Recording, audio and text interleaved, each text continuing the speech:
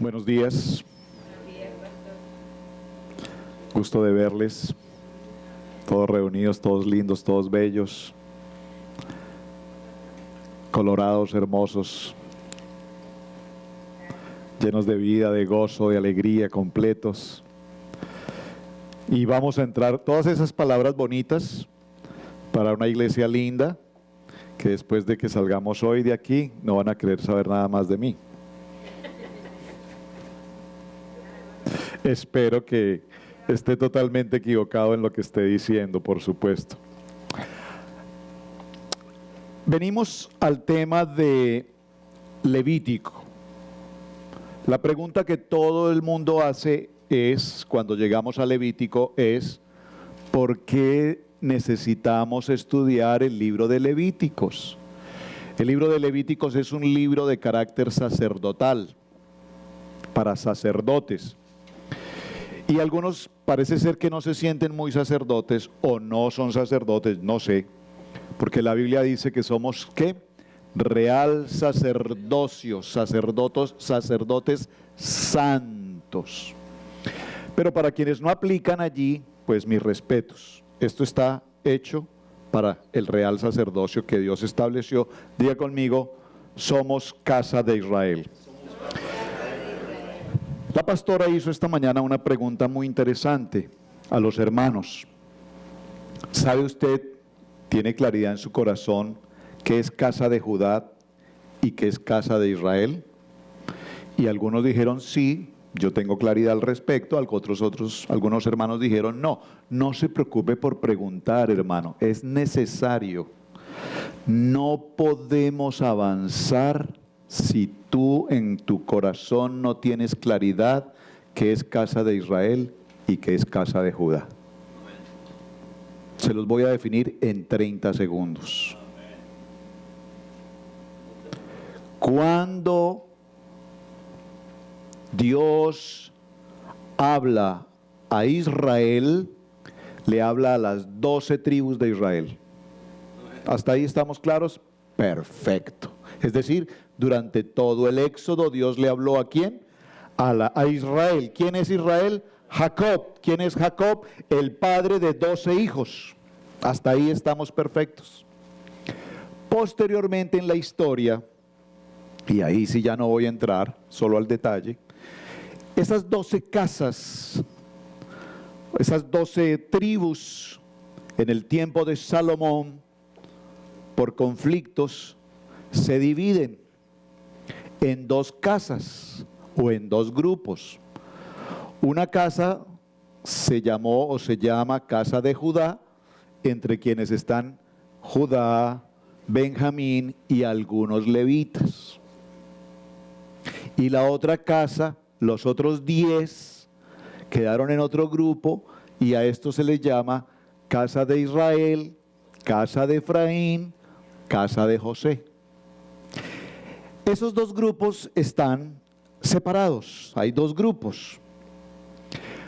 El grupo de la casa de Judá regresó a Jerusalén después del tiempo de la, después de estar en el exilio en Babilonia, regresan a Jerusalén, ¿quiénes? Judá.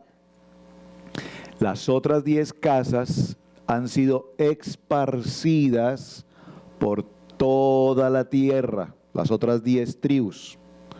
Es decir, que tu identidad hoy no es México, Colombia, Costa Rica, Venezuela, Chile, Argentina. Nuestra identidad es o casa de Judá o casa de Israel. A una de esas 2 casas tú perteneces hoy. Si tú no perteneces a ninguna de esas 12 casas, 12 tribus, no sé si eres venusiano, marciano, saturnino, de por allá de otro planeta que yo no conozco, pero tú tienes que ser de una de esas 2 casas. La pregunta del $1.000.000 es, ¿a cuál casa pertenezco yo? ¿A cuál? Y ese es el punto en el que estamos desarrollando todo nuestro tema. He notado con particular interés con mi esposa haciendo nuestros estudios, que la mayoría de la comunidad hispana ha tenido un crecimiento poderosísimo en las raíces hebreas. México es impresionante cómo México está creciendo en la raíz hebrea. Pero igual pasa en Colombia, igual veo en Costa Rica, igual veo en otros países, Argentina, Panamá. Pero atención, me dijo esta semana un hermano, hasta hace 3 años nuestra iglesia era una iglesia pentecostal, me dijo un hermano. Pero un día el pastor, el Señor abrió su corazón, le tocó el corazón y empezó a enseñarnos raíces hebreas. Y en menos de 3 años, toda nuestra congregación, absolutamente toda, utilizan talí, kipá, tefilín, tzitzit, todo. Danzan, conocen la Biblia ahora en hebreo, usan las expresiones en hebreo. Entonces le pregunté al hermano, ¿cómo lograron eso en 3 años? Y él me dio una respuesta, me dijo, porque somos casa de Judá. Somos casa de Judá. Entonces me vino a colación a mi corazón un ejemplo que yo he utilizado aquí con alguna frecuencia. Si yo coloco un fondo musical en este momento, con una de las canciones de Paul Bublé, por ejemplo, y tú escuchas la música hebrea y tu corazón empieza a palpitar, significa que estás vivo, que perteneces a una de esas 12 casas. Pero la tendencia de la mayoría es ir a las casas de Judá, o ir a la casa de Judá. A la gente le encanta el talí, la kipa, todo eso es excelente. Pero yo me he hecho una pregunta en mi corazón siempre, ¿y las otras 10? Las otras 10 casas, diga conmigo, nosotros somos casa de Israel. Ya veremos con el caminar de los días eso. Por eso nos hemos tomado el tiempo en Iglesia Cristiana Integral para estudiar paso a paso, por año, los 54 parashá que tenemos durante el año. Usted lo pasa muy desapercibido, pero aquí se toma, la hermana Anita se toma el tiempo, o la pastora Pili, en este pizarrón, se toma el tiempo de escribir con una tiza. ¿Usted sabe qué es una tiza?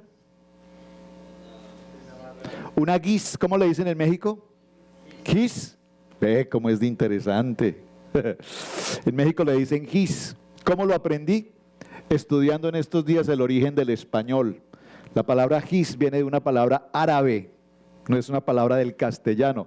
En México le dicen gis, nosotros le decimos tiza. Vean qué interesante.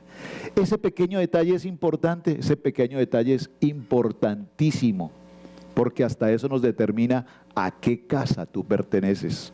¿Cómo es que en Colombia le dicen tiza y en México le dicen gis? Pues porque la influencia de las casas cuando nos construyeron en nuestros pueblos venían de un idioma, de una cultura. Y se toma aquí el tiempo de escribir el nombre del parashá y su significado. Realmente nosotros deberíamos saber de memoria los 54 parashá y el nombre de cada uno. Hoy vamos a un parashá que es sencillamente apasionante. Tan apasionante que hoy usted debe tomar una decisión en su vida. O usted es cristiano creyente, o usted es un cristiano tibio, o usted es un cristiano frío, o usted no sabe dónde está parado. Usted tiene que saber hoy dónde está. Porque atención a lo que estoy diciendo. Les dije que hoy voy a tener un tema muy fuerte. O me pregunto, ¿será que todavía por nuestro torrente sanguíneo circula la religión tradicional de la cual salimos? ¿Me están entendiendo? Porque muy probablemente nosotros nos llamamos cristianos creyentes, leemos la Biblia y lo único que nos diferencia de la tradición es que no tenemos imágenes, que el pastor se casa, tiene hijos, Y tal vez esos son los pequeños detalles que tenemos. Mucho cuidado. Porque cuando nosotros vemos los mandamientos, entonces dice la palabra en Éxodo 20, la palabra que Dios dio al pueblo de Israel antes de los mandamientos, porque en el Éxodo 20 Dios habló una palabra y dijo: no te harás dioses. Entonces la iglesia creyente, que nosotros llamamos evangélica, dijo: no, nosotros no tenemos dioses. Retiramos imágenes y todo tipo de idolatría, eso no es de nosotros. Y ahí nacimos la iglesia evangélica. Entonces nosotros ya dijimos: nosotros somos lo máximo, porque ya nosotros no tenemos idolatría. Gloria a Dios. Pero se nos olvida un poquito enseguida, en el capítulo, en el verso 4, ¿qué dice? Se nos olvida que dice el siguiente texto, dice: y tendrás o realizarás o celebrarás el día de reposo. El día de reposo es un mandamiento de Dios al pueblo. ¿Estamos bien?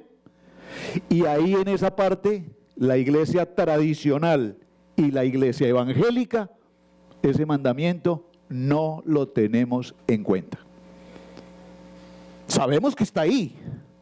Sabemos que es un mandamiento de Dios, pero sin embargo en ese punto ni los unos ni los otros logramos dar el paso de fe. Diga conmigo: estamos en el proceso.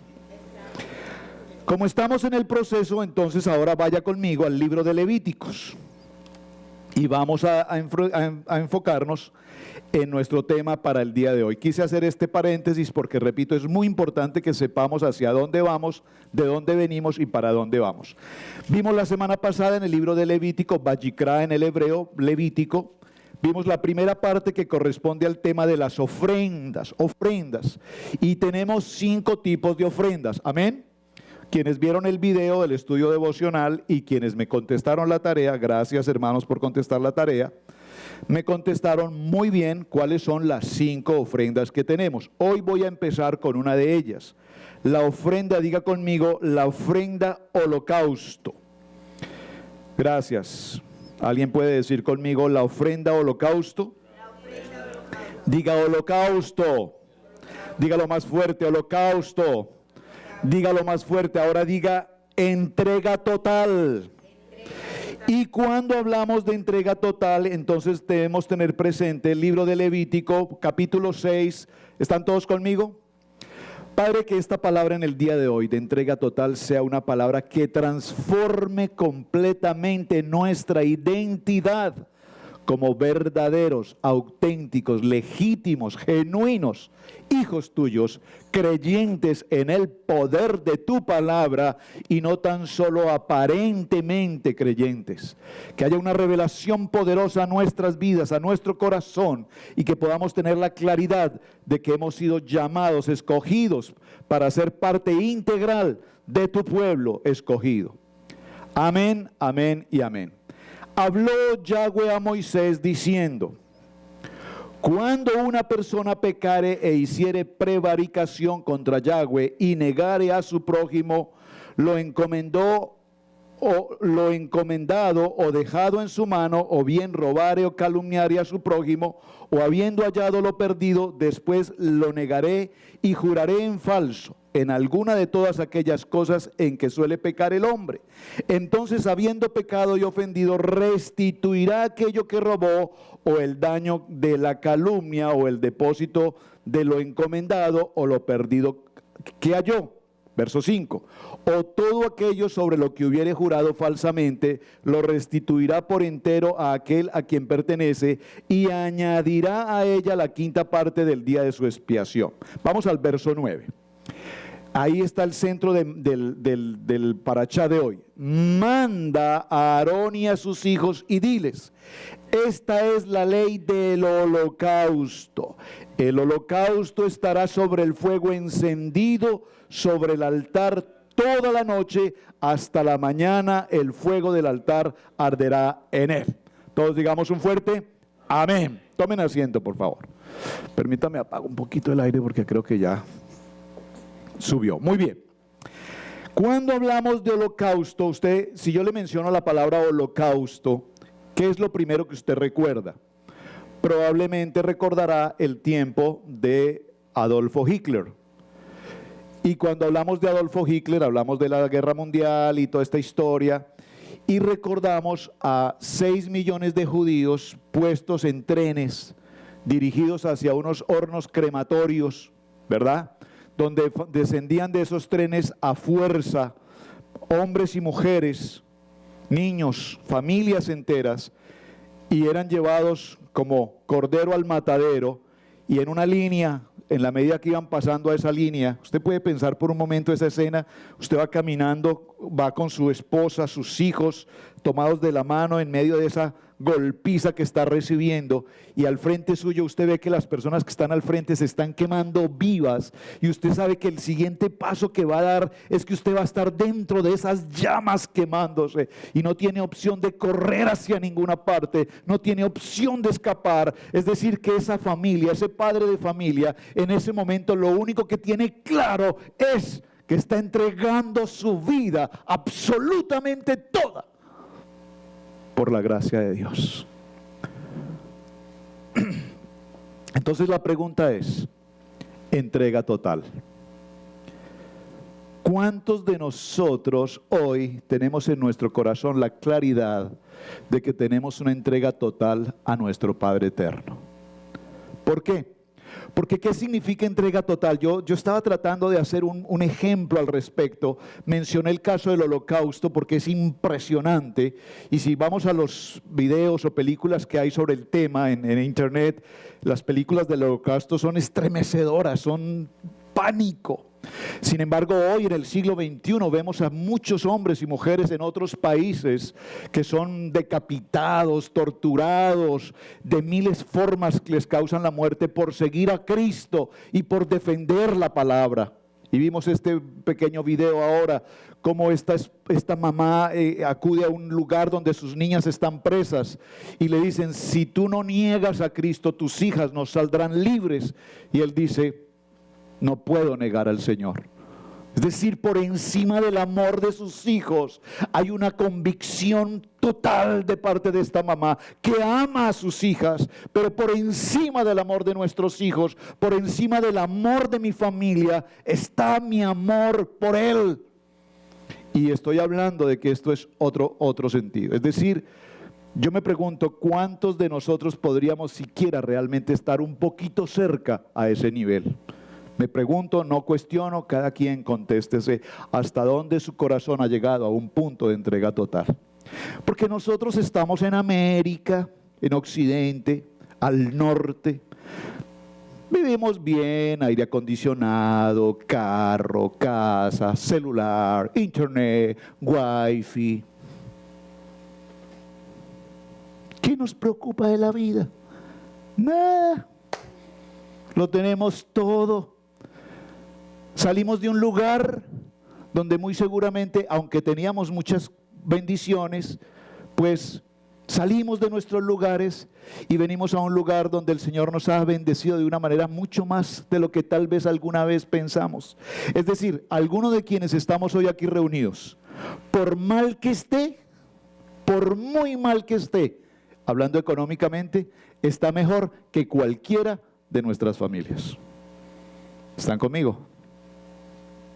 Entonces, no entendemos lo que significa persecución, no entendemos lo que significa holocausto. Y yo les quiero decir algo, hermanos, con todo mi corazón hoy, porque yo le dije, Señor, dirígeme en lo que tengo que decir al respecto. ¿Cuánto tiempo llevamos en este lugar? ¿Más de 15 años? ¿Cuánto tiempo tiene Iglesia Cristiana Integral?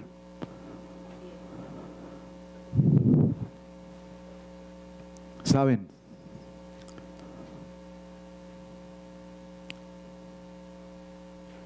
Cuando presté servicio militar, atención a mi ejemplo, llegué a las 12 de la noche a una ciudad a 3-4 horas de mi ciudad, Bogotá. Llegué a esa hora a un lugar donde yo no tenía la menor idea en qué ciudad estaba. Hacía mucho calor en aquel sitio cuando llegué. Voy de una ciudad fría, Bogotá es una ciudad muy fría. Voy a una ciudad donde a las 12 de la noche había un calor impresionante. Yo no tenía idea en qué ciudad estaba, pero estaba feliz de saber que estaba fuera de la ciudad. Sabía que venía un reto grande para mi vida. Conmigo 50 personas, 49 personas más. Era un grupo de 50 personas que habíamos salido a Bogotá. Jóvenes entre 17, 18, 19 años. Jóvenes, soldados, hombres, jóvenes. Sabíamos a qué íbamos a prestar nuestro servicio obligatorio en mi país. A las 12 de la noche descendimos de los buses. Al descender de los buses, algunos oficiales que estaban allí nos recibieron, pero no nos recibieron, hey, buenas noches, bienvenidos, Dios los bendiga, qué alegría tenerlos acá, ¿qué se toman? ¿Un fresquito, una sodita? ¿Qué les provoca? Sino que desde el primer momento que descendimos del bus, lo único que empezamos a escuchar fue una gritería y una humillación tan impresionante que allí empezó, como dice la palabra, el gemido y el crujir de dientes. Y nos gritaban de una manera terrible y a veces con cierto tono de vulgaridad. Bajen sus maletas, ¿o qué creen ustedes? Niñas bonitas, se creen muy lindas, bajen sus maletas. A las 12 de la noche nos llevaron a un lugar y nos dijeron, cada quien duerma donde pueda, ahí hay camas suficientes. Duerman donde, acomódense por esta noche donde puedan, descansen ahí. A las 4 de la mañana, eran las 12 de la noche, a las 4 de la mañana salen todos al frente a ese patio.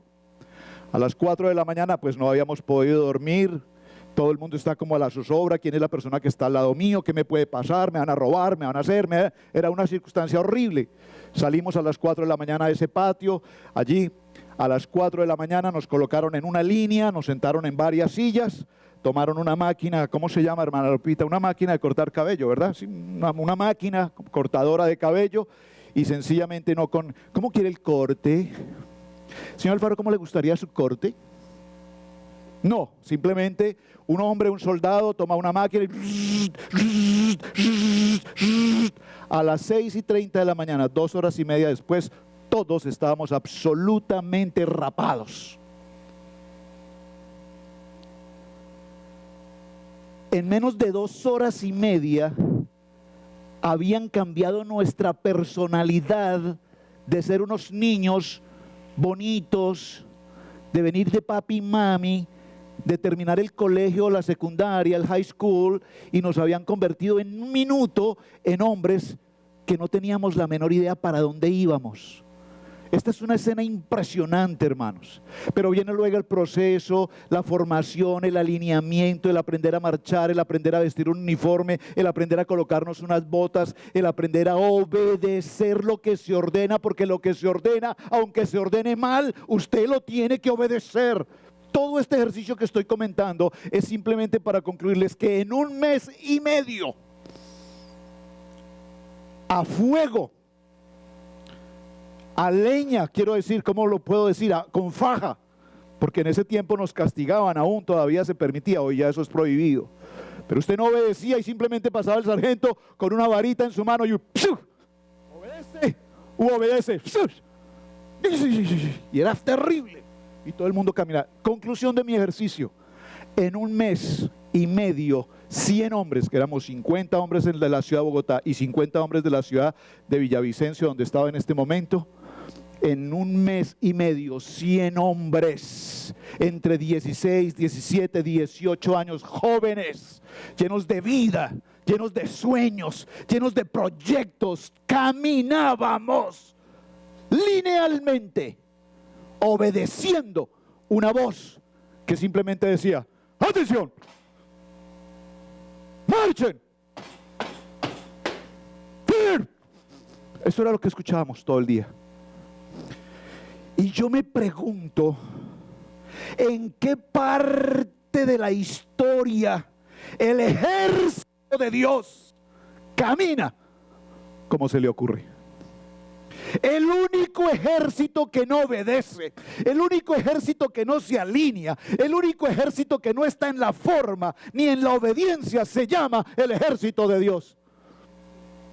Pero somos creyentes, pero yo estoy orgulloso de pertenecer al cuerpo de Cristo, pero yo estoy dispuesto a entregar mi vida por aquel que entregó su vida en la cruz. Eso suena lindo, pero de ahí a la verdad hay mucho trecho que recorrer. ¿Están conmigo?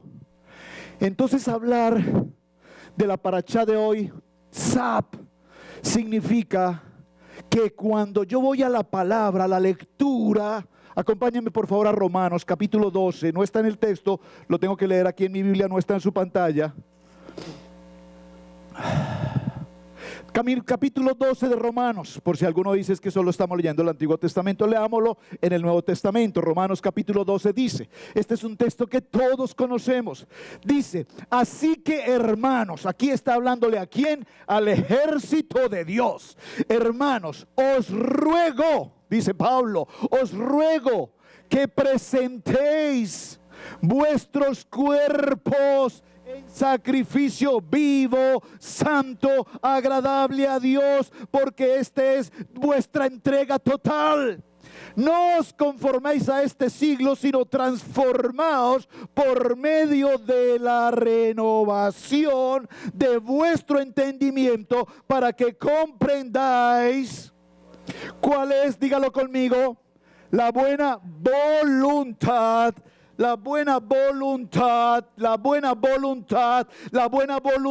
agradable y perfecta.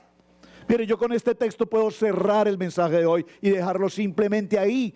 Creo que no hay nada más que decir. ¿Cuál es la buena voluntad de Dios? En el ejército hay una voluntad y se llama la disciplina. En el ejército solo hay una voluntad, se llama la obediencia. En el ejército solo hay una voluntad, se llama las órdenes se cumplen. Y yo me pregunto, ¿en qué parte del ejército de Dios la buena, perfecta y agradable voluntad de Dios no existe? Entonces hablábamos esta mañana en la escuela dominical respecto a ofrendas, primicias y demás, y empezamos a tener dolor de cabeza. Empezamos a dudar, es que yo no puedo presentar mi diezmo, bueno, yo voy a dar una parte, al final el pastor y la pastora ni se enteran. Es que yo no doy primicias porque es que yo no estoy de acuerdo con las primicias, porque es que a mí no me parece, porque según lo que yo he leído en mis textos y en mis estudios teológicos, he podido llegar a la conclusión que eso ya es del tiempo pasado, es decir, que eso es del Antiguo Testamento. Por lo tanto, como eso es del Antiguo Testamento y ya no tenemos templo, yo considero en lo personal que yo no tengo que ofrecerle absolutamente nada a Dios. Mi hermano, es que lo que tú le ofreces a Dios es lo que Dios ya te dio a ti para tu bienestar.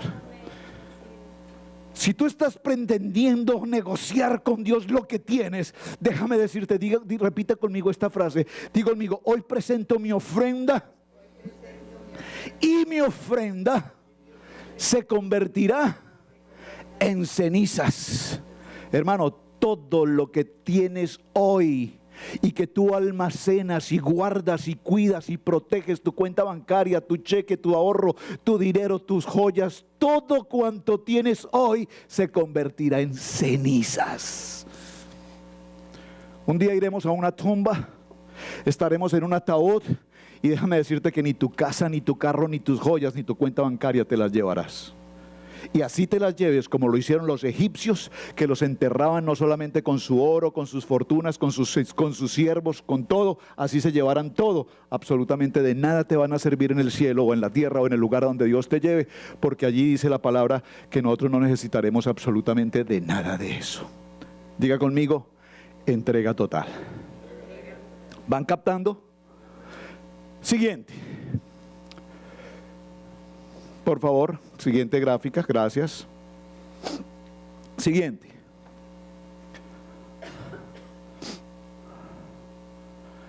Salmo 51. Salmo tan conocido. Amén. Este Salmo 51, ¿quién lo escribe? Muy bien, excelente.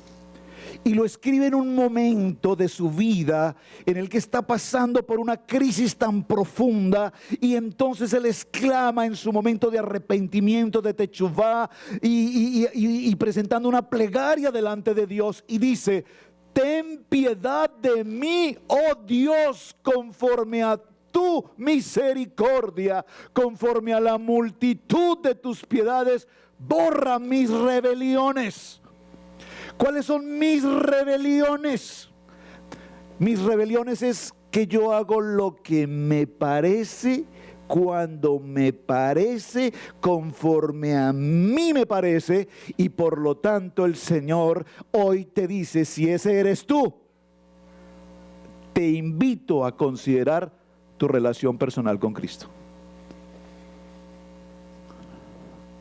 Porque si tú hoy todavía crees en las limosnas que nos enseñaron en la iglesia tradicional, o si tú hoy todavía crees en todo lo que te enseñaron en la religión de niño y no te sometes a lo que la palabra, el ejército de Dios, la disciplina, el cumplimiento y la obediencia de la palabra nos dicen, entonces estamos lejos de siquiera tener mínimamente el nombre de ser cristianos.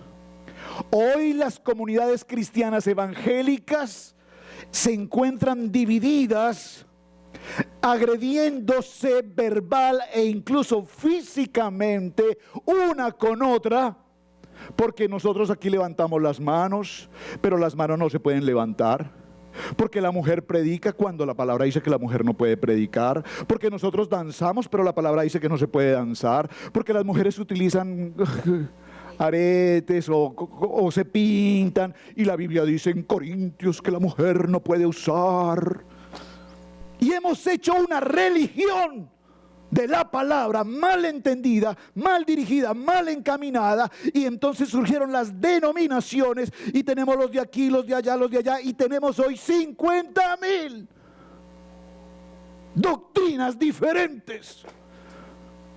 Y cuando se encuentran hermanos entre sí, hermanos en la fe, hermanos cristianos creyentes, lo único que hacen es enfrentarse el uno con el otro. Y repito, peor aún, terminan en golpes físicamente hablando, porque es que nosotros en nuestra congregación tenemos la verdad y mi pastor es el pastor más importante sobre la tierra, y se les olvida que eso es una completa herejía, porque el único pastor completo se llama Yeshua HaMashiach. Yo nunca he pedido que me defiendan, que el pastor Alfaro dice, que el pastor Alfaro dice. No, yo digo lo que la palabra dice. Yo no necesito que me defiendan. Pero la mayoría de seres, como el pueblo de Israel, buscó un elemento para adorar, llamado ¿cómo? El becerro de oro. Entonces hoy la iglesia justifica la adoración. Adoran al pastor, adoran al cantante, adoran al grupo musical, adoran. Pero al verdadero Dios, al que decimos predicar, nunca siquiera le buscamos en espíritu y en verdad. Anoche hubo un concierto aquí en la ciudad. Yo me pregunto, ¿cuántos de los que fueron, gloria a Dios, hoy o ayer, antes o después, tomaron una Biblia y entraron en la adoración y dijeron: wow, Dios, gracias por este momento, Señor, hablaste a mi corazón, me revelaste tu palabra, Señor, meditaré en ella de día y de noche, y conforme a lo que en ella está escrito, yo haré? Y resulta que no pasó más de ser un momento interesante en la vida de un gran número de personas, un momento muy emocional, pero no hubo un encuentro de revelación y de intimidad con el Padre que nos muestre realmente por qué es que nosotros hoy adoramos, realmente por qué es que hoy nosotros nos llamamos creyentes, y realmente por qué es que un día el Hijo fue a esa cruz por amor a cada uno de nosotros. ¿Están conmigo?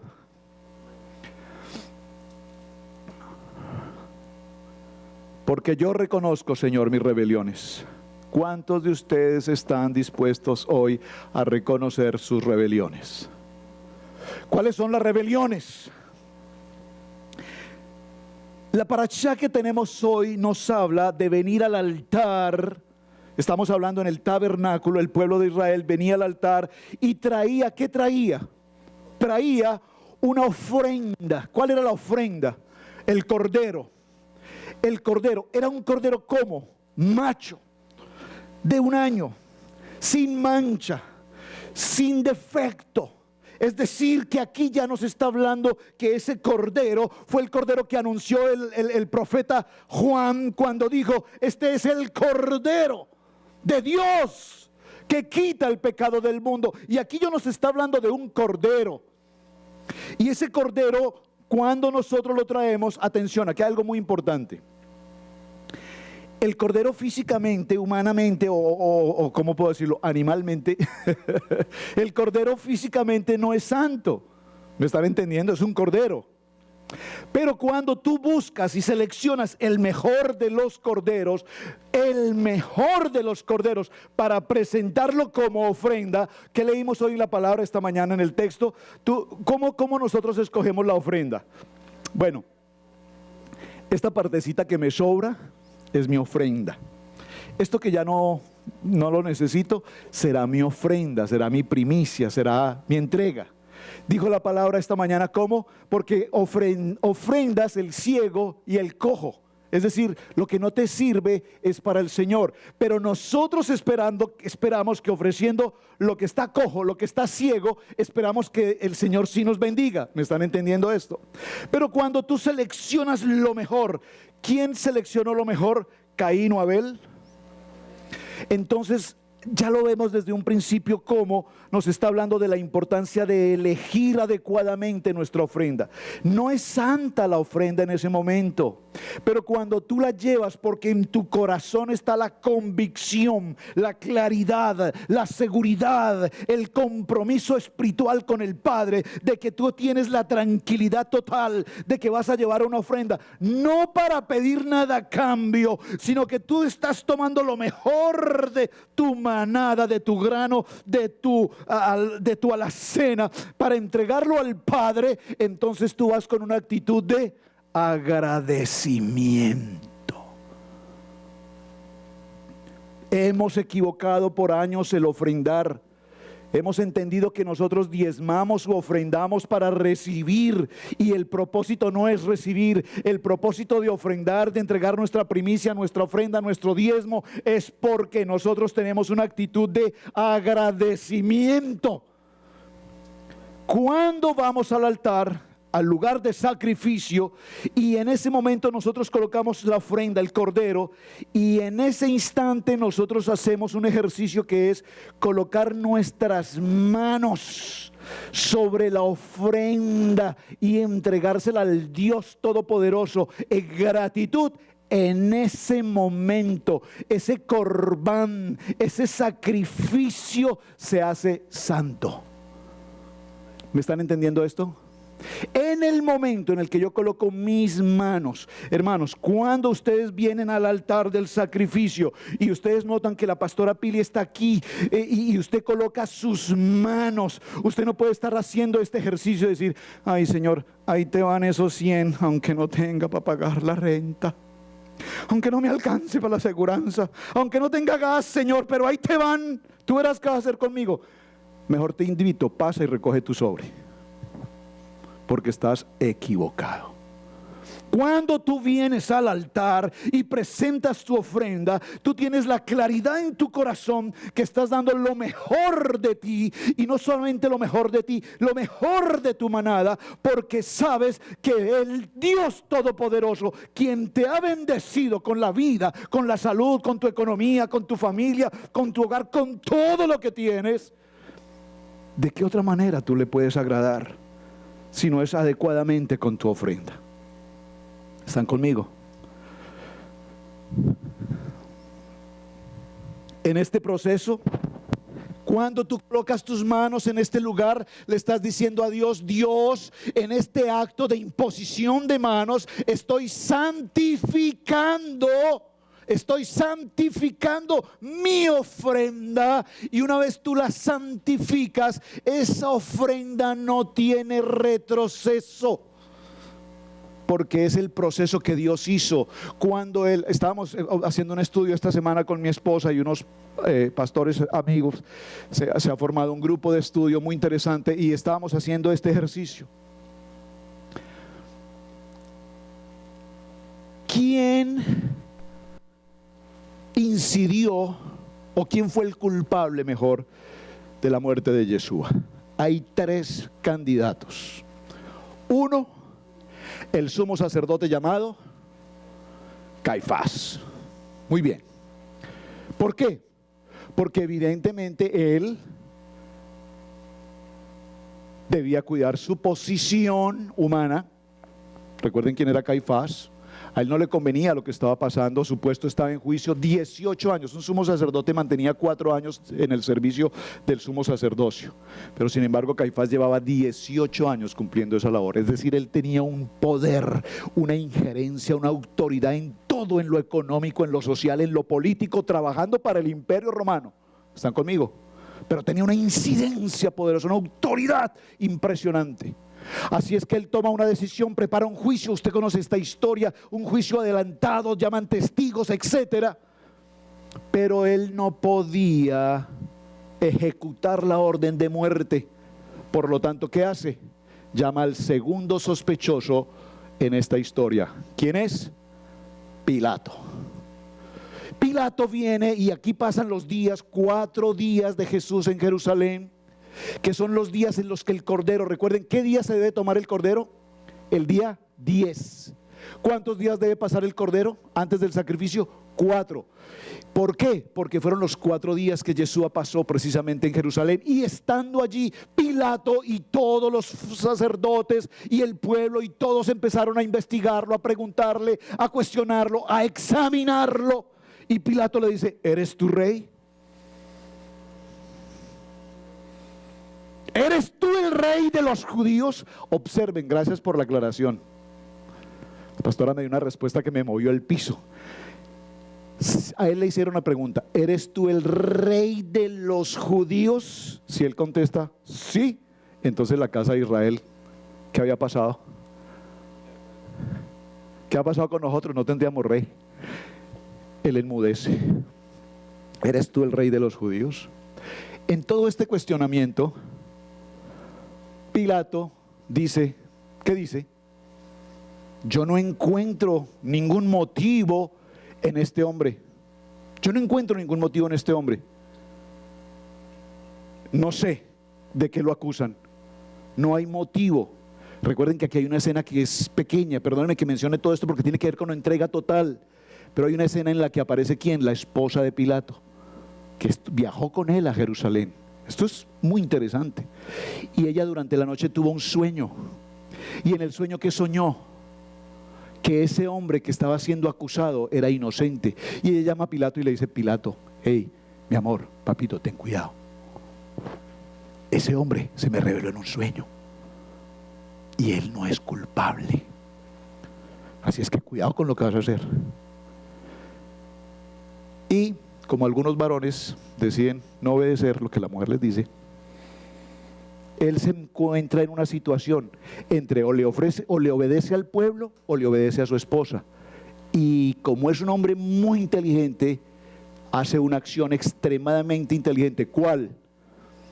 Dice: yo tengo la autoridad en este tiempo de celebración de Pascua en Jerusalén para darle libertad a un reo. Traigan a uno de los que han sido condenados. ¿A quién traen? A Barrabás. Ahora tiene a Barrabás y ahora tiene a Yeshua. Y entonces Pilato, un hombre muy inteligente, dice: pueblo, ¿a quién ustedes consideran que debo dar libertad?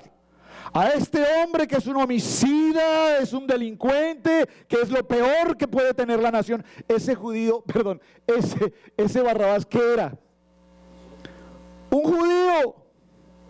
Un judío. O a este, que no hay en él, yo no encuentro ninguna manera de siquiera acusarle. Y entonces los sacerdotes allá infiltrados en la historia: crucifícale, crucifíquelo, crucifíquelo. Y el pueblo que prende empujado. ¿Se da cuenta que el pueblo prende empujado? Perdóneme que utilice esta expresión tan popular y tan inadecuada para el púlpito. El pueblo que hace todo lo que los demás hacen. Uy, por favor, edita ese pedacito. El pueblo que, si usted dice que va por aquí, ay, yo también voy por ahí. Es que yo no estoy de acuerdo, yo tampoco estoy de acuerdo. Es que a mí no me parece, a mí tampoco me parece. Porque no escuchamos la voz de Dios, escuchamos la voz del pueblo. Entonces el pueblo dice, crucifícalo, a Jesús, crucifícalo. Segundo candidato, ¿quién? Pilatos. ¿Quién es el tercero? Uno, el sacerdote. Dos, Pilato. ¿Cuál es el tercer sospechoso de la muerte de Jesús? A ver, Herodes, el pueblo. Herodes, oiga, no me han mencionado a uno muy importante. ¿Quién? Ananías. Iglesia. Ay, iglesia, despierten. El tercer sospechoso, ¿cuál es? Pensé que todos me iban a dar un solo grito, todos a la vez. El tercer sospechoso se llama Jesús. Why? Good question. Una persona que está atenta en este servicio, los niños, el corazón abierto. ¿Por qué, pastor? What happened, pastor? Porque Jesús, si usted observa cada pasaje, usted que lee su Biblia, se dará cuenta que cada escena que Jesús hizo, todas conducían a la muerte. Jesús llegó a un lugar llamado la sinagoga. ¿Qué hizo en la sinagoga? Tomó todos los cambistas, los que vendían palomas, todos los animales para sacrificio. Era un comercio, eran los que vendían acá, el de un nivel, el de otro nivel, el de aquí, todo el mundo en la sinagoga ofreciendo productos. Y el Señor, ¿qué hizo? Tomó todo esto y dijo, esto no es la casa de mi Padre. Ustedes han convertido la casa de mi Padre en un lugar de negocios, de comercio. Esta es llamada casa de oración, la casa de mi Padre. ¿Están conmigo? Y entonces los soldados romanos estaban mirando y dijeron, este está loco, este tipo es un provocador, este es un revolucionario, este es un rebelde. Después, ¿qué hace Jesús? Tantas cosas que pasaron, pero todas fueron conllevando ¿a qué?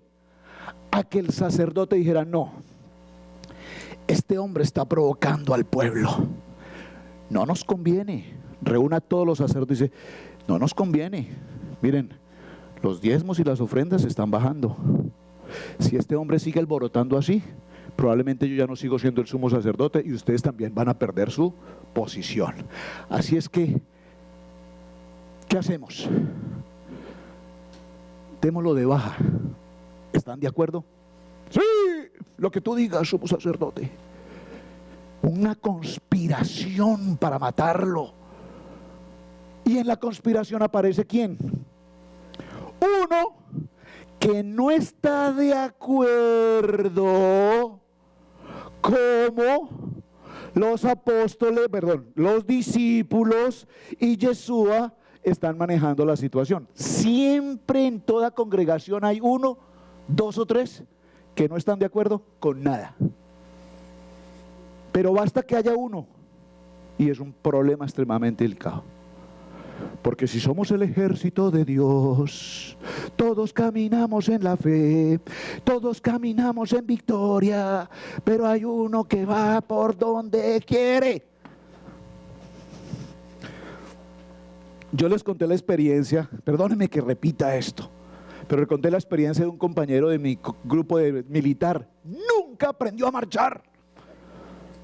Yo les conté la historia. Cuando usted camina normalmente, usted camina brazo derecho, brazo izquierdo, brazo derecho, brazo izquierdo. Eso es normal, eso es una cosa natural, eso es normal, usted camina brazo derecho, brazo izquierdo, brazo derecho, brazo izquierdo. Eso es normal. Para marchar usted tiene que ir pie derecho, pierna izquierda, brazo derecho. Ese es el ejército, eso se llama disciplina, eso se llama orden. ¿Están conmigo? Y este hermano, este compañero, íbamos marchando y él marchaba así, brazo derecho, pie derecho, brazo derecho. ¿Usted camina así? Yo no he visto a nadie que camine así. Y le decíamos, soldado Acosta, camine, y él caminaba normal. Marche. No podía. estoy hablando de la iglesia. Al final de 3 meses, al final no, al juramento de bandera, creo que es como a los 2 meses que se le entregó el armamento, el fusil, todas esas cosas, marchando, 100 hombres marchando. ¿Cuántos se ven? 1. ¿Usted ha visto? Los ejércitos hay miles de hombres, pero en una línea de marcha usted ve 1. Nunca aprendió a marchar. Y entre 100 hombres, pues él hacía esto. Y nadie lo notaba. ¿Me están captando el ejemplo que les quiero dar? En todo este proceso que estoy hablando hoy de ofrenda, a lo que quiero referirme es que hoy el Señor dice: ¿cuántos de nosotros estamos dispuestos a entregarlo todo por la vida del creyente? Entregarlo todo por la vida del creyente. Por favor, permítame hacer un ejemplo tan simple como este. Usted puede, por favor, tomar su Biblia en su mano. Por favor, quiero verlos cada uno con su Biblia en su mano. Hermanos, este libro, ¿cómo se llama? La Biblia, la palabra de Dios. Aquí no dice la Biblia, la palabra de los guatemaltecos o de los chilenos o de los argentinos. La palabra de Dios, inspirada, iluminada, revelada. Me falta uno. Inspiración, revelación e iluminación. ¿Usted cree en esta palabra? Sí, pastor, yo creo. Los del pueblo de Israel, cuando escucharon a Dios en Éxodo 20, estando en el monte Sinaí, Dios les habló estas palabras y les dijo: no tendréis dioses ajenos, honrarán a padre y madre, cumplirán con el día de reposo, no matar, y todos dijeron: así haremos. Usted puede imaginar 3 millones de personas diciendo: así haremos. Y a los pocos días estaban haciendo un becerro. Si esta es la palabra de Dios, inspirada, y usted se llama creyente cristiano y cree que la Biblia, la palabra de Dios, está escrita desde Génesis capítulo 1, verso 1, y en el principio, en el Bereshit, creó Dios, y termina en el cierre, en el libro de Apocalipsis, y en el libro de Apocalipsis, en el cierre, el último texto. ¿Cuál es el último verso de Apocalipsis? Amén. Si usted cree esta palabra, entonces pregunto: ¿por qué es tan difícil entender qué significa entrega total? Entrega total es entregar todo en ofrenda al Padre con una actitud de agradecimiento. Y cuando nosotros entregamos todo al Padre, entonces la ofrenda, ¿por qué se llama holocausto? Porque la ofrenda va a ser absolutamente consumida en el fuego. Diga conmigo: consumida en el fuego. Y cuando la ofrenda está totalmente consumida en el fuego, esa ofrenda sube como un olor grato al Padre, en el que tú le estás diciendo: Padre, yo te ofrendo todo lo que tengo, lo mejor para ti, porque yo estoy en una entrega total contigo. Y entonces los sacerdotes tenían la labor, una vez se hacía toda esta ofrenda y se quemaba. Diga conmigo: la ofrenda total es una ofrenda que se quema y se consume toda. Luego la ofrenda es retirada, las cenizas son retiradas. Ahí están las cenizas. Entonces viene la segunda pregunta, o una de las preguntas. El fuego debía estar permanentemente encendido. Yo me pregunto: ¿está tu fuego encendido?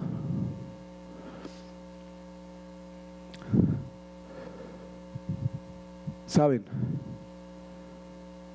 cómo es difícil para la pastora Pili colocarse aquí al frente tratando de buscar una adoración?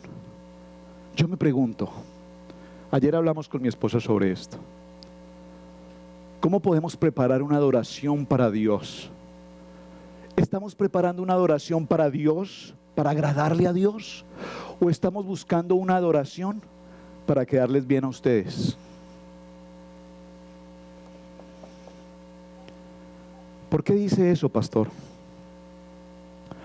Porque es muy común que nosotros venimos al servicio a entregar la ofrenda, a presentar nuestros cuerpos en sacrificio vivo delante de Dios, diciéndole: Señor, aquí está mi entrega total de gratitud. Hace todo, porque todo lo que tú haces por mí diariamente, Señor. Pero sin embargo salimos y nos decimos en nuestro interior: la palabra no me gustó. No me gustó la manera como el pastor habló hoy. La verdad es que el tema no me parece, con el tema no estoy de acuerdo. Esa canción que cantamos ahí como la tercera, yo nunca la había oído. Me parece que tenía un ritmo como rockero, tenía un ritmo como de, ¿cómo se llama el otro ritmo? ¿Cómo qué? Como rap, como el rap. Y entonces yo no encuentro adoración. A mí me gusta más el ritmo de la bachata o un merenguito, pastora, porque no nos pone un merengue de cuando en vez, o un ritmo rancherito, sería muy bueno. ¿Saben? Venimos a adorar a Dios pensando en música, pero no pensamos en adorar a Dios con nuestras palabras. Entonces yo vi hoy a la hermana Pili, salió corriendo por acá. Yo cerré mis ojos, yo cierro mis ojos. Perdón, hermana Alicia, hago el ejercicio con usted. Venga, hermana Lupita, hágame el favor. Y yo vi que la hermana Pili salió y dije: vengan, entrega total. Alguien que dance en esta iglesia. ¡Qué vergüenza! ¡Qué vergüenza con nuestro Padre Celestial tener que ir al pueblo y traerlos al altar para adorar al Rey de Reyes y decir que estamos en entrega total! Mentira de entrega total. Nosotros no somos más que unos asistentes a una reunión dominical. Eso es todo lo que hacemos. Es decir, que no hemos salido de una religión en la que íbamos a las misas, no me gusta usarlo, pero cuando íbamos a la reunión tradicional. ¿Por qué tenemos que sacar las gentes de su comodidad, de su silla, para adorar y exaltar al Rey? ¿Cuánto nos cuesta doblar rodillas? 1, 2 o 3 lo hacen.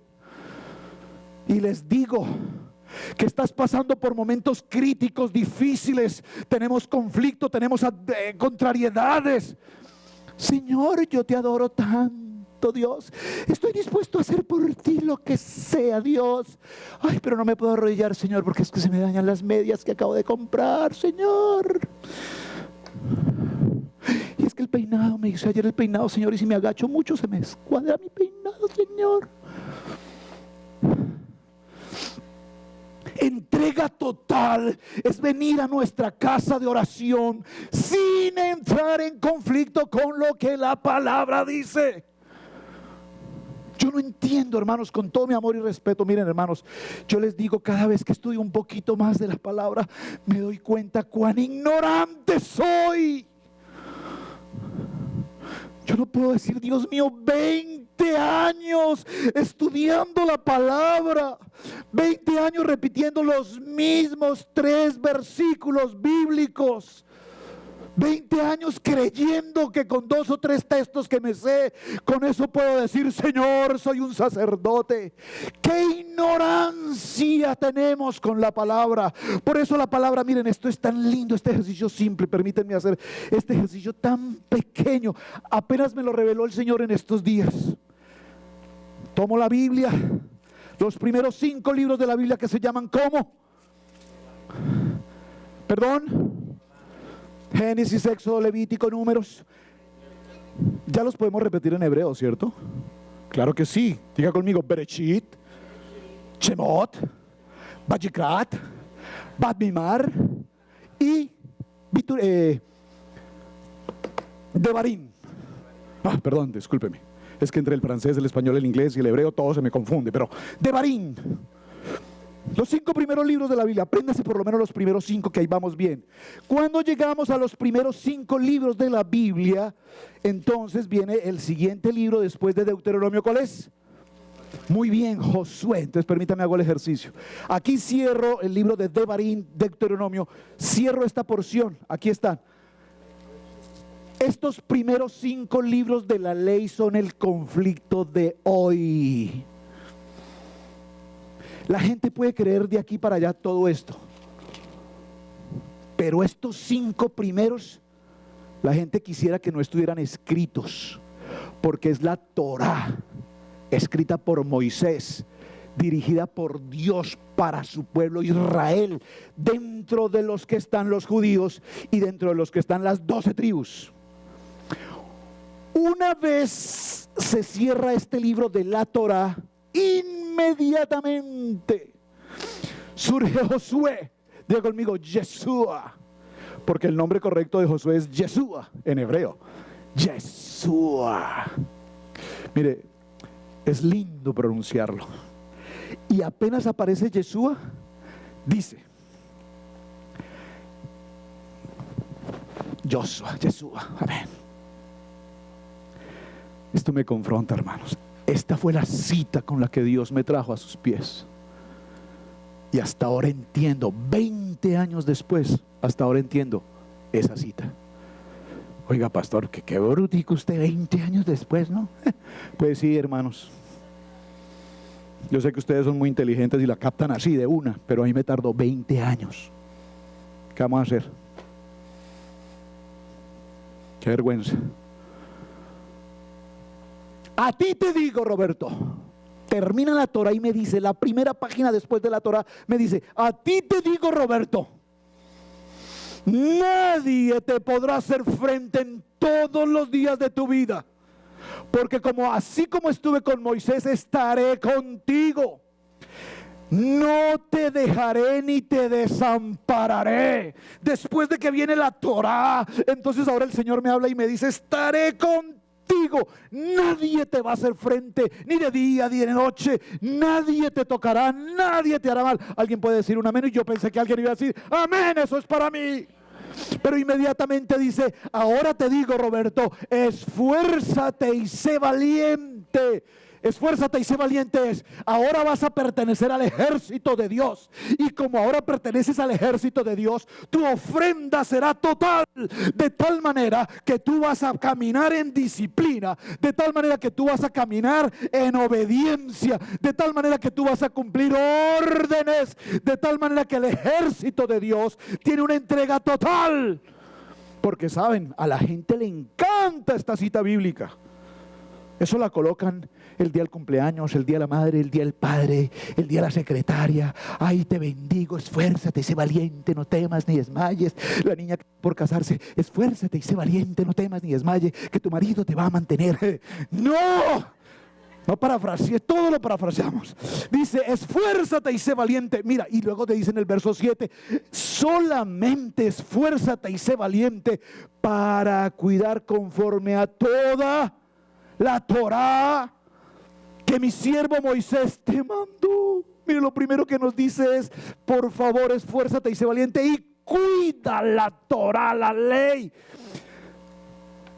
Torá, ley, traducida del griego como ley.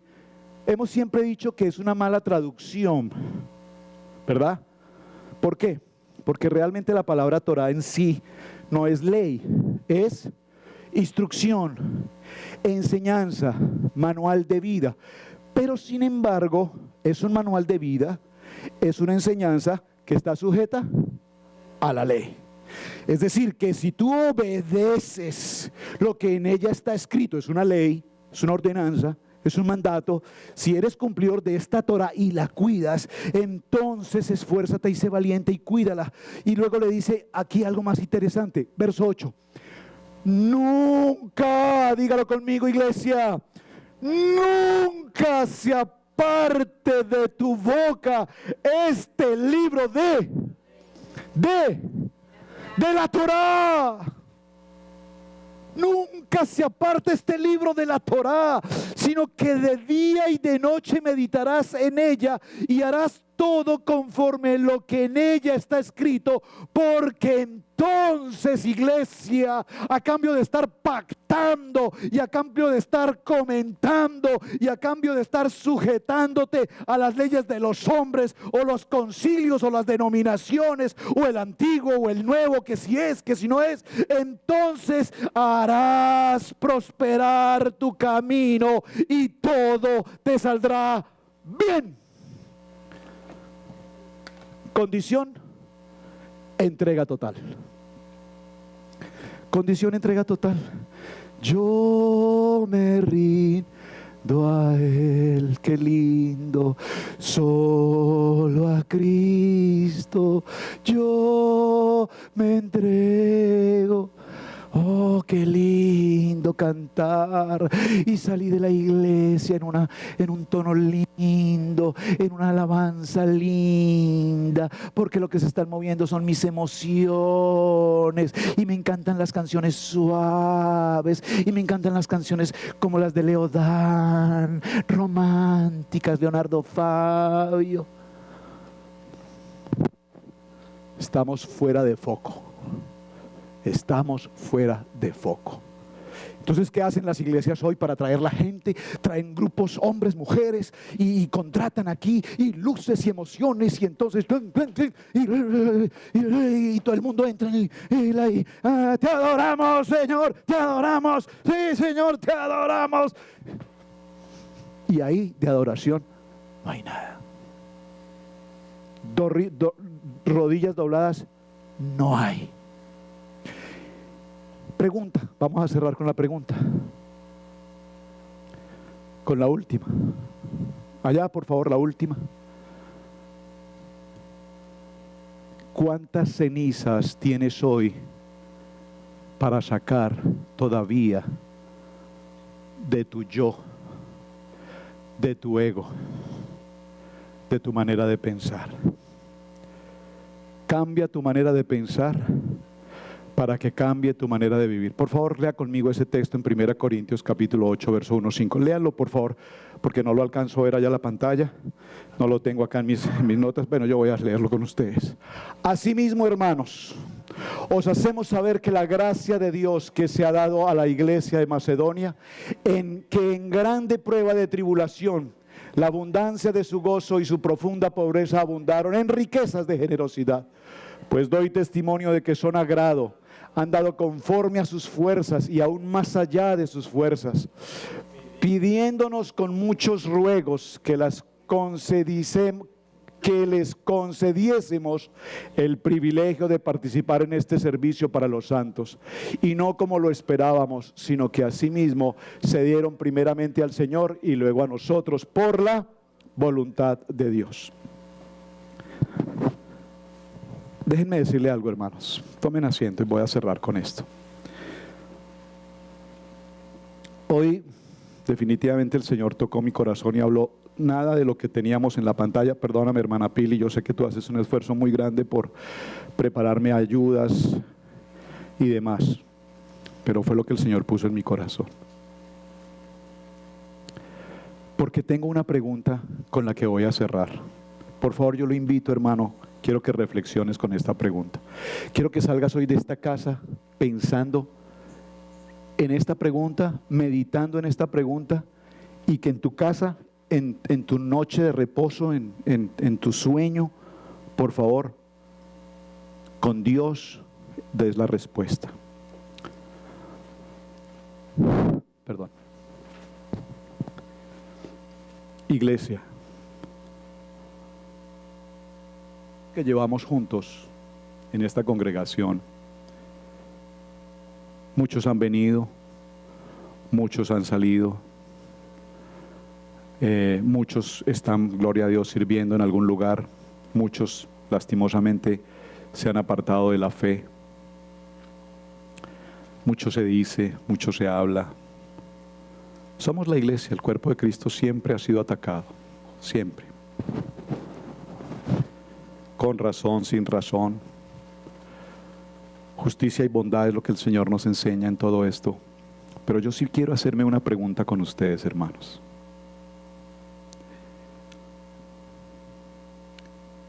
¿Qué tenemos que hacer a partir de hoy para que esta congregación y cada uno de quienes Dios ha puesto aquí podamos marchar unidos en un verdadero, legítimo y auténtico amor de Dios? Es decir, llega un momento en la vida de nosotros como pastores, los digo con todo amor y respeto, en el que nos sentimos cansados, hermanos. Porque saben, no nos atacan los de afuera, nos atacan los de adentro. La gente de afuera no tiene nada que decir de nosotros, porque no están aquí. Pero es mucho lo que se dice de nosotros por los que están aquí. Y ese no es el ejército de Dios. De tal manera que yo quiero invitarlos, hermanos. Entrega total no es solamente venir y escuchar una palabra. No usé, creo que ni una o dos gráficas del todo el tema tan maravilloso que hay ahí para presentarles. Lo voy a grabar esta semana en el estudio bíblico devocional. Pero solo en mi corazón yo tengo esto, hermanos. Mientras que quienes estamos en este salón no tengamos unidad, respeto mutuo, sinceridad, y nos ataquemos unos con otros, y nos iramos unos con otros a espaldas los unos de otros, sentados en una mesa, hablando del pastor, de la pastora, del hermano, de la hermana, estamos mal. Podemos gastar todo el tiempo del mundo, mi esposa y yo, mis hijos postrados de rodillas y muchos de ustedes intercediendo para que las almas vengan. Pero mientras que entre nosotros mismos nuestra boca y nuestras acciones muestren lo contrario, no hay entrega total.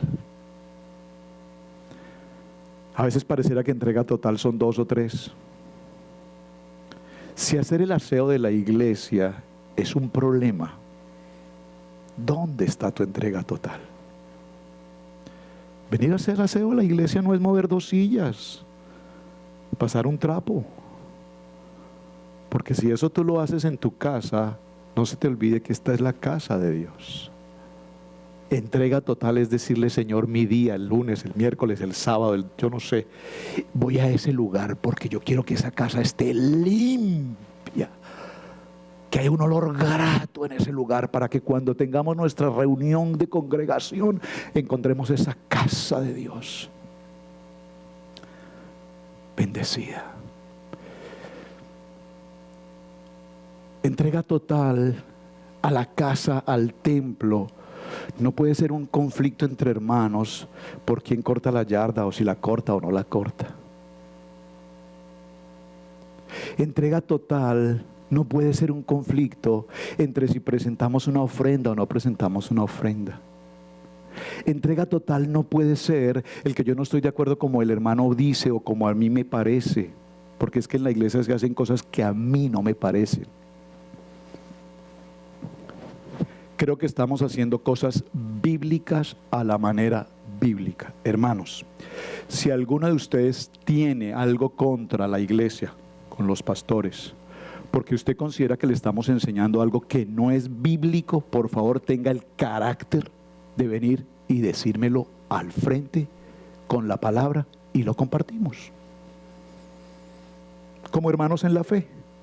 No para polemizar, yo no soy hombre para entrar en polémica de la palabra.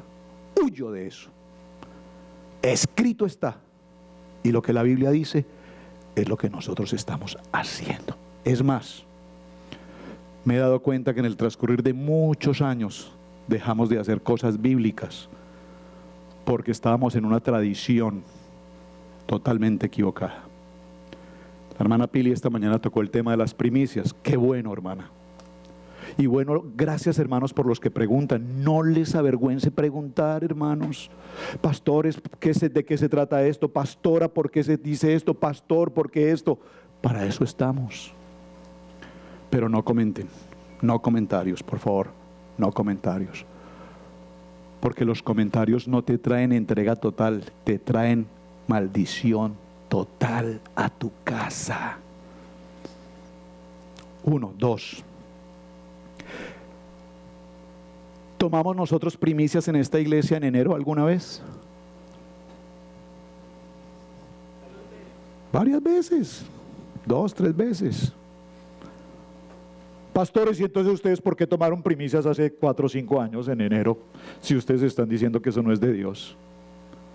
Porque hicimos algo que no es bíblico. Y a mí no me da vergüenza decírselo. Porque Dios trata con nosotros.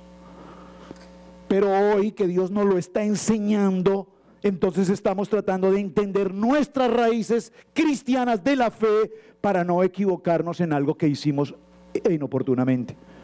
De todas maneras, sí le puedo decir algo, hermano. Si usted fue fiel en aquel año y presentó su primicia con su corazón abierto en fe, esa ceniza que está ahí, Dios no la olvida. Porque usted no me la dio a mí, usted se la entregó a Dios. Le pregunté a un pastor esta semana: hermano, ¿por qué tú estás celebrando primicias en enero? Me dijo: porque yo veo que todo el mundo lo hace. Y esa es la misma respuesta que yo di alguna vez. Ignorancia, sí, porque no leemos la palabra. Por eso les dije esta mañana, hermanos, los veo muy lindos, gozosos, sonrientes, llenos de gozo, de alegría. Gloria a Dios. Terminado el servicio, no sé qué van a pensar, pero quiero decirles algo: o estamos o no estamos, o somos o no somos, o somos o parecemos ser. Y entonces yo los invito, hermanos, ¿cuánto tiempo hemos dedicado en esta iglesia?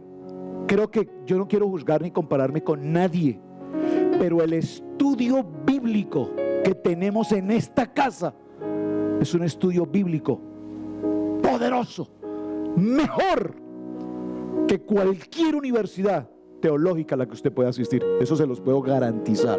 Doy fe de esto. Años.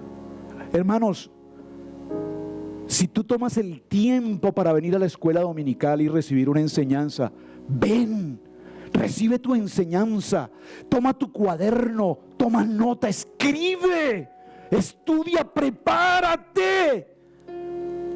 Porque después de 10 años de estudio bíblico, preguntamos una pregunta sencilla y resulta que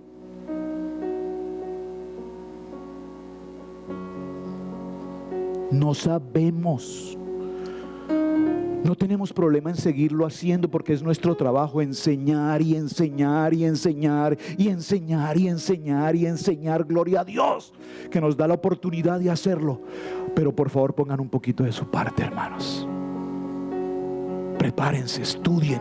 No se quede con 1 hora aquí o 1 hora y media. No se quede con 30 minutos de un devocional. Vaya a su Biblia, estudie, tome nota, trabaje, lea, subraye. No entiendo esto. Joroboam, dijo una hermana: pastor, todavía no he podido entender eso de los palos.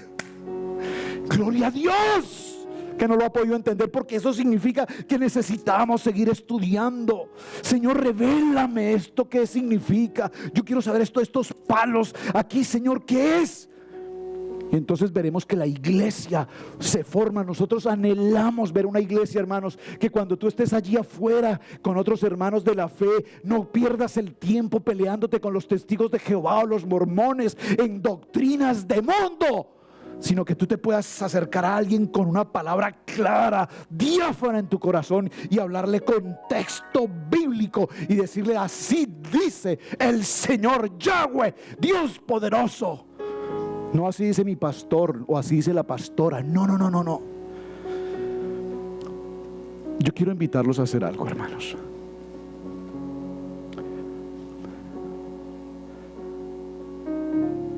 Vamos a pasar al frente. La ofrenda, se me olvidó tal vez decir esto. La ofrenda de holocausto, la ofrenda total, se me olvidaron muchas cosas, pero esta semana las vamos a estudiar. La ofrenda de holocausto es una ofrenda, primero, total, y segundo, muy importante, es voluntaria. Yo quiero invitar a esta casa que a partir del día de hoy esté instituido en este ejército de Dios, que cuando tengamos que adorar a Dios, la hermana Pili no tenga que volver a pasar a las sillas, a levantarlos, a despegarlos de su comodidad para adorar a Dios.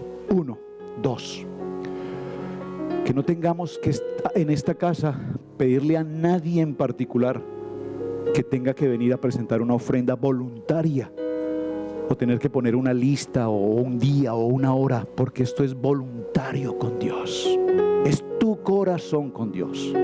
3, que no tengamos que pedir en esta iglesia lo que yo voy a hacer hoy.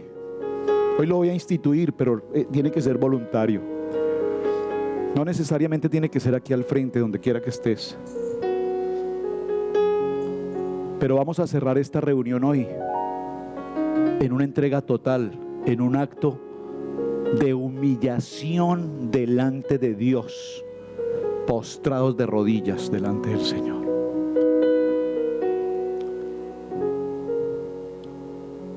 No todos a la vez. 1, 2, 3, ya, listos. No, usted reciba la palabra cuando usted quiera, donde usted quiera, póngase en el lugar que quiera. Si siente hacerlo, hermano, yo quiero que me entiendan algo. Yo no quiero que nadie haga algo porque yo lo estoy diciendo.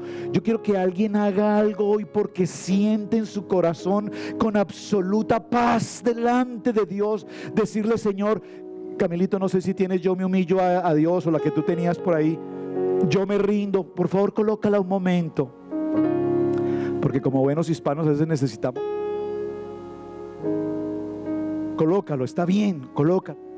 Pero yo quiero que nos postremos delante de Dios en una actitud, Señor, de agradecimiento, en una actitud de reconocer que tú eres el Dios todopoderoso, que sin ti yo nada puedo hacer, Señor, que en medio de las circunstancias, las pruebas, las adversidades, las dificultades, los conflictos, las críticas, las murmuraciones, las calumnias, las guerras, la escasez, la legalidad en este país, en medio de todo esto, Dios, nos has bendecido, nos has guardado, nos has protegido, Dios.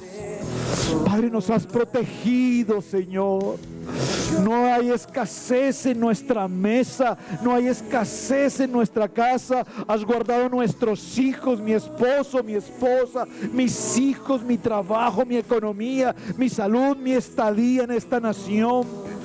Oh, Señor, yo me humillo hoy delante de ti con un corazón contrito y humillado para decirte gracias, gracias, gracias. Señor, no tengo otra manera de agradecerte más que doblando mis rodillas y entregándote mi corazón como una ofrenda completa.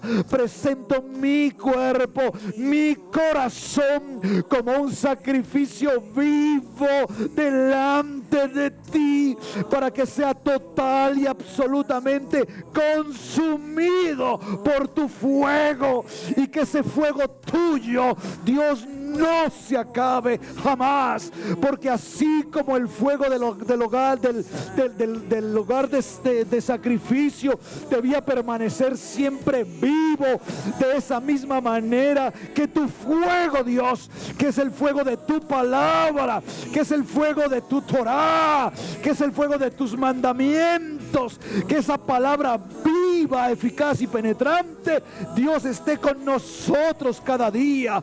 Señor, que cuando yo me sienta débil en algún área de mi vida, tu palabra me dé fuego. Dice tu palabra que venían como lenguas de fuego de tu espíritu sobre cada uno de ellos. 120 reunidos unánimes en un mismo sentir, en la misma unidad, como un ejército, en holocausto, en entrega entrega total, y cada uno de ellos empezó a hablar en otros idiomas, y las gentes allí les podían escuchar de diferentes lugares de la tierra, cada uno hablando en su propia lengua, porque como lenguas de fuego, dígalo fuerte, fuego, fuego, fuego de Dios en esta casa, fuego de Dios que consume, fuego de Dios que sana, fuego de Dios que restaura, fuego de Dios que nos da vida, vida, vida, vida. Aviva el fuego, Dios, en nuestros corazones, aviva el fuego en cada varón. Señor Padre amado, Yeshua, yo te pido, Dios, hoy en los varones de esta iglesia, Dios, no somos tal vez demasiados hombres, pero los que estamos aquí somos los varones de esta iglesia, y te pido que a estos varones, a cada uno de nosotros, avives el fuego de tu palabra en nuestros corazones, para servirte, para honrarte, para adorarte, para agradarte en todo lo que hacemos. Señor, nos has dado nuestras manos, los talentos que tenemos en la construcción, en el trabajo. Permítenos hacer de tu casa, esta casa de oración, una casa digna de ti, sin que yo no tenga, Señor, la necesidad de pedir o de acudir, Señor, sino que nosotros como hombres de Dios, con el fuego de tu Espíritu, sabemos cada necesidad de esta casa, que es mi casa, nuestra casa, Dios, en estas mujeres, Dios, poderosas mujeres de oración, de intercesión, guerreras de oración, Dios, bendícelas, Dios. Padre, provoca un fuego en este día sobre estos jóvenes, Señor, sobre cada niño, cada niña, cada joven varón, cada joven mujer.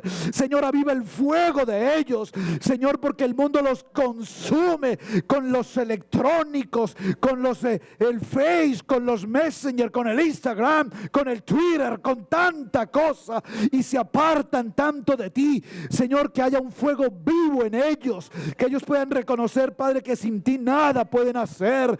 Señor, que estos niños jóvenes crezcan con el temor de tu presencia, en la sabiduría de tu Espíritu Santo. Señor, Padre, clamo ahora una sanidad sobrenatural sobre esta casa, no solamente la sanidad de la salud física, sino una sanidad del Espíritu, Dios, sanidad en nuestros oídos, sanidad en nuestros labios, sanidad en cuanto lo hacemos o no hacemos, que todo cuanto hagamos sea para glorificar tu nombre, y que podamos decir todos juntos como congregación: mi casa y yo y mi casa serviremos a Yahweh, el poderoso Dios. Y somos parte integral de esta familia, somos parte integral de este ejército, un ejército de Torah, un ejército de mandamientos, un ejército de ordenanzas, un ejército de cumplimiento, un ejército de sujeción, un ejército de adoración, un ejército que marcha a la batalla con entrega total, un ejército que marcha sin discusión, sin polémica, sin contratiempo, un ejército que recibe tu palabra, un ejército que camina sabiendo que tú vas adelante nuestro, porque la victoria es tuya, dice el Señor. Padre, permítenos amarnos, como dice ese gran mandamiento, amándonos hermano con hermano, a nuestros prójimos como a sí mismo te amamos a ti, Señor. Oh Padre Dios, gracias por este día. Padre, gracias por tu presencia en este lugar. Permítenos adorarte con un corazón verdadero, contrito y humillado. Que todo lo que hacemos, Señor, para ofrendarte, para darte, para glorificarte, no es nada más que gratitud de nuestros corazones por todo cuanto tú nos das. Señor, yo veo a mi familia, a mi propia familia en mi país, pasando tantos momentos difíciles, crisis, economía, la política, el ambiente social, la corrupción, la muerte, la violencia. Y sin embargo tú nos tienes aquí, Señor, guardados en el hueco de tu mano. Padre, bendice a nuestras familias en nuestras naciones. Extiende tu manto de protección sobre ellos. Gracias, Señor, por todo cuando tú nos das cada día, Señor. Cuida a nuestros hijos en las escuelas, Dios, cada mañana, cuando ellos salen de mi cobertura, cuando ellos salen de mi talí, al dirigirse a sus escuelas, allí se encuentran con drogas, violencia, violencia, sexo. Dios, allí se encuentran con religiones, con delincuencia. Allí se encuentran con el mundo, el pecado. Padre, guárdalos en el hueco de tu mano, protégelos. Dios, clamamos a ti. Y para hacer todo esto, hoy, Señor, nos presentamos delante de ti en ofrenda total, Señor. Consúmenos en el holocausto y que suba como olor grato a ti, Padre. En tu nombre, amado Dios poderoso, Yeshua HaMashiach, te doy gracias hoy. Bendigo a cada uno de mis hermanos, varones, mujeres, a los jóvenes. Bendigo a mi hijo Camilo, Dios, gracias por su trabajo. Bendigo a mi esposa, Pastora Pili. Gracias, Señor, por todo el trabajo que ella día a día desarrolla. Porque, Señor, queremos hacer las cosas bíblicas a la manera bíblica, Padre. Amén, amén y amén. Gracias, Señor.